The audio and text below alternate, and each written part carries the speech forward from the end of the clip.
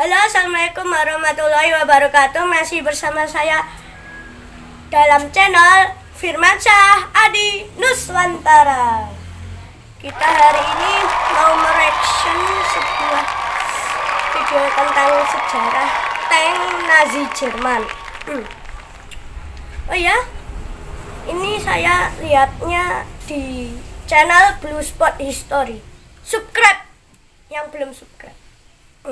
Oh ya, hari ini saya juga mempunyai bintang tamu spesial dari Jerman langsung. Ya, betul. Kita sambut Adolf Hitler.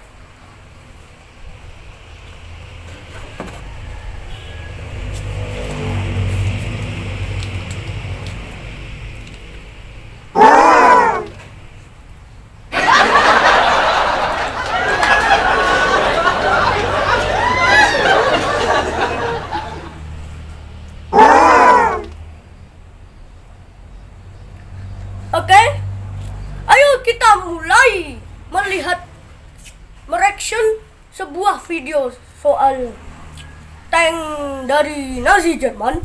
Saya juga ketua partainya. Oke, let's go.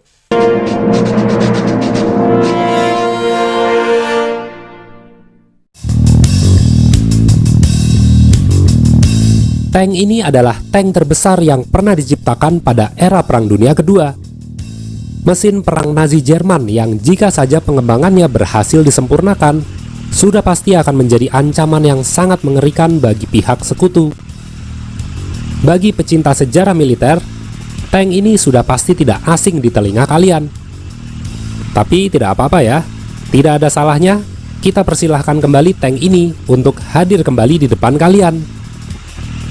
Inilah Panzerkampfwagen 8 yang lebih dikenal sebagai tank Maus. Ya, kalian pasti tahu kan di di game-game tank ya, tahulah ini Panzerkampfwagen 8 yaitu Maus dari negara saya ya, dari Jerman. Oh ya, ngomong-ngomong, Maus ini artinya tikus ya.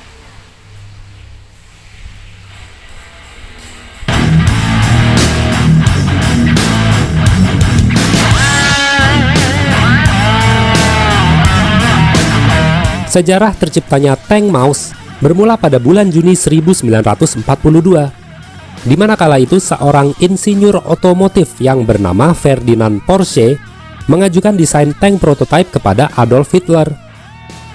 Nama untuk prototipe ini adalah VK 100.01 tipe 205 yang merupakan kategori tank super berat. Proposal akan tank ini disetujui oleh Hitler. Lalu persiapan produksi diperkirakan akan selesai pada tahun 1943. Produksi badan tank, kubah meriam, dan persenjataan sepenuhnya diserahkan kepada pabrik Krupp di kota Essen. Sedangkan untuk perakitannya akan dilakukan di pabrik Alket yang berlokasi di kota Borsigheide. Berdasarkan dari rancangan cetak biru, tank ini memiliki panjang sekitar 10,1 meter, lebar 3,67 meter, dan Ya, ternyata lebar dan panjang ya. Kayaknya ini mudah untuk sasaran empuk bagi jet tempur atau pesawat-pesawat tempur yang ada di atas, karena panjang, bobotnya juga 188 ya. Berapa ton itu? memiliki tinggi sekitar 3,63 meter.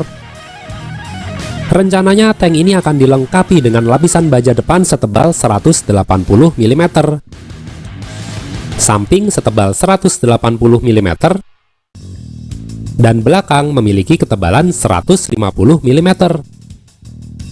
Untuk kubah meriam, lapisan baja depan setebal 232 mm, samping 205 mm, dan bagian belakangnya 200 mm.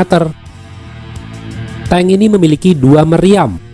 Meriam utama yang digunakan adalah meriam KWK 44 L55 kaliber 128 mm. Meriam kedua adalah meriam KWK 44 L36,5 kaliber 75 mm. Senapan mesin yang digunakan adalah MJ34 kaliber 7,92 mm. Karena bobotnya yang sangat berat, yaitu mencapai 188 ton, maka tank ini membutuhkan mesin yang sangat kuat untuk mengoperasikannya, yaitu V12 MB509 dengan kekuatan 1080 tenaga kuda. Untuk segi kecepatan, tank ini paling cepat hanya mampu bergerak sekitar 20 km per jam. Lambat sekali ya. Tank ini ya besar, panjang juga. Ya makanya kalau berhadapan langsung dengan tank lain pasti akan hancur atau remuk kan. Oke, kita lanjut.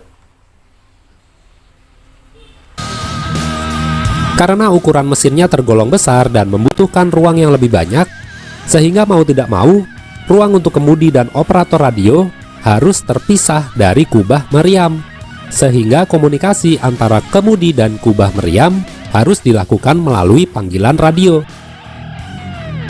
Tank ini memiliki 6 awak. Oke, kubis saya lepas. Oke. 1 sang komandan, 1 sang penembak, 2 pemuat meriam yang juga bisa menjadi operator senapan mesin, 1 pengemudi, dan 1 lagi operator radio yang berada di samping pengemudi. Awalnya, nama untuk tank ini adalah Mamut atau Memet, yang terinspirasi dari hewan sejenis gajah besar yang hidup pada zaman es.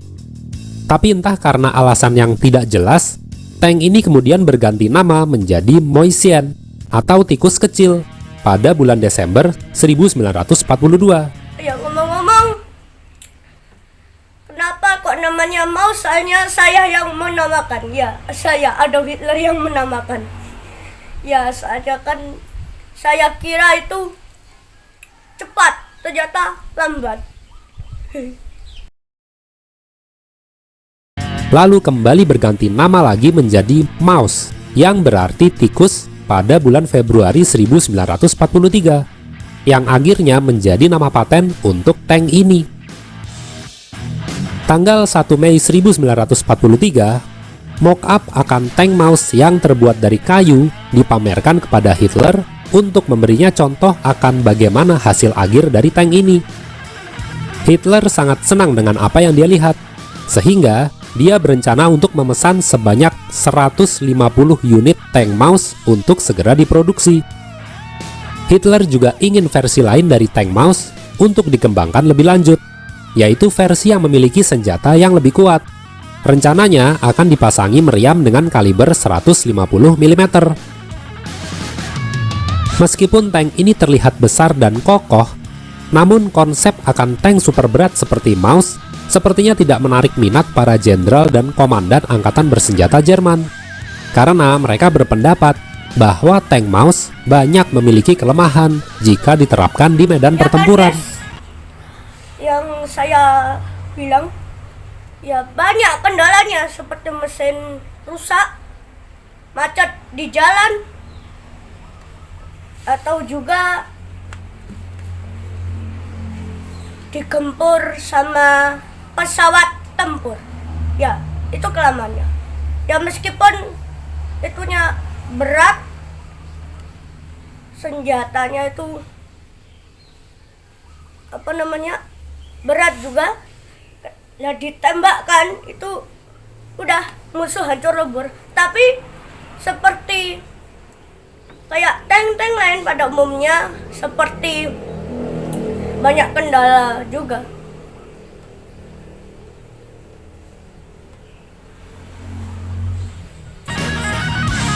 Dari segi perlindungan lapisan baja,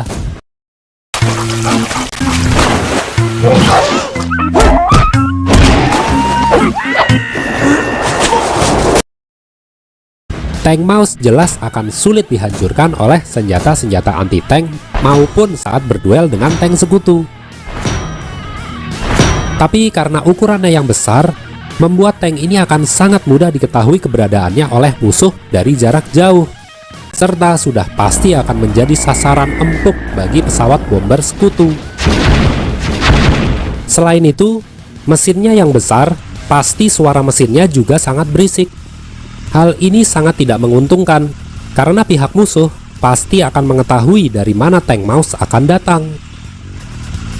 Diperburuk lagi, mobilitasnya dan kecepatannya yang lambat akan membuat tank ini dipastikan tidak bisa menjadi pendukung gerakan pasukan infanteri. Oh iya, kan mesinnya itu besar, pasti bunyinya itu kan besar, jadi memberisiki kalau orang yang sedang tidur. Tapi bagus juga sih kalau ada orang yang kesulitan bangun tidur, ya pakai tank ini aja biar bangun. Apalagi harus bertarung di medan yang sempit seperti di daerah perkotaan, justru akan menambah beban pasukan di lapangan. Satu lagi, hal yang paling penting, sumber daya alam yang dimiliki Jerman sangatlah terbatas, sehingga produksi Tank Mouse bisa jadi akan sangat boros material. Satu-satunya taktik yang tepat untuk menggunakan Tank Mouse adalah sebagai benteng bergerak atau bunker berjalan di garis pertahanan. Karena alasan-alasan inilah, maka pesanan 150 tank yang diinginkan Hitler akhirnya resmi dibatalkan pada bulan Oktober 1943. Meski begitu, pihak Porsche tetap diizinkan untuk mengembangkan Tank Mouse ini hingga selesai untuk diuji coba. Prototipe versi pertama selesai diproduksi pada bulan Desember 1943. Meskipun hanya dilengkapi dengan kubah tanpa meriam alias kubah percobaan, tank ini melakukan tahap uji coba dan hasilnya, kecepatan yang dihasilkan hanya sanggup mencapai maksimal 13 km per jam, jauh di bawah ekspektasi. Kelemahan lainnya adalah bobotnya yang sangat berat, akan menjadi hambatan bagi tank ini jika diharuskan untuk melewati jembatan. Kemungkinan terburuk adalah jembatannya akan rusak dan tank ini akan dapat jatuh ke sungai. Untuk mengatasi masalah ini, Tank Mouse diharuskan untuk menyelam ke dasar sungai serta dilengkapi dengan perangkat snorkeling agar para awak dapat tetap bernafas. Lalu untuk mencegah matinya mesin saat berada di dalam air, maka solusinya harus dipasangi kabel panjang untuk memasok listrik eksternal hingga tank ini mencapai ke sisi sungai. Benar-benar cara yang sangat merepotkan ya. Prototipe versi kedua dibangun pada pertengahan tahun 1944. Kali ini dilengkapi dengan kubah meriam yang sebenarnya. Lalu mesinnya diganti dengan mesin Daimler-Benz V12 MB517 yang bertenaga 1200 tenaga kuda. Versi kedua Tank Mouse ini memiliki sistem kemudi elektrik yang lebih canggih, roda gigi yang lebih baik, dan trek yang lebih kokoh daripada versi sebelumnya. Saat diuji coba di Kummersdorf, Tank Mouse ternyata memiliki beberapa kendala seperti kerusakan mesin, transmisi yang buruk, hingga mesin yang cepat panas. Karena kurangnya material, lalu harapan memenangkan perang sudah tidak ada, dan waktu yang semakin mepet akibat tentara merah yang semakin mendekat, maka pengembangan Tank Mouse resmi dihentikan pada bulan Agustus 1944. Selama pengembangannya, hanya ada 2 Tank Mouse yang berhasil dibangun, yaitu versi pertama dan versi kedua. Pada bulan April 1945, ketika pasukan merah mencapai Kummersdorf, tempat di mana Tank Mouse diuji coba, pihak Jerman telah menghancurkan prototipe Tank Mouse versi kedua agar tidak jatuh ke tangan Soviet. Komandan tank Soviet kemudian memberi perintah kepada pasukannya untuk mengambil badan Tank Mouse versi pertama yang masih utuh, lalu digabungkan dengan kubah meriam versi kedua yang tidak mengalami kerusakan terlalu parah untuk dikirim ke Rusia. Saat ini, display tank Maus berada di Museum Tank di kota Moskow, tepatnya di Museum Kubinka. Bila sempat, kalian bisa mengunjunginya agar dapat melihatnya secara langsung. Walaupun tank Maus gagal dikembangkan lebih lanjut, tidak sempat disempurnakan oleh Jerman, tapi para sejarawan berpendapat jika saja Nazi Jerman memiliki waktu lebih lama, memiliki material yang memadai, serta berhasil menyempurnakan desain tank Maus lebih awal, tidak menutup kemungkinan bahwa tank Maus akan menjadi kekuatan Jerman di darat yang sulit dihentikan oleh pihak sekutu.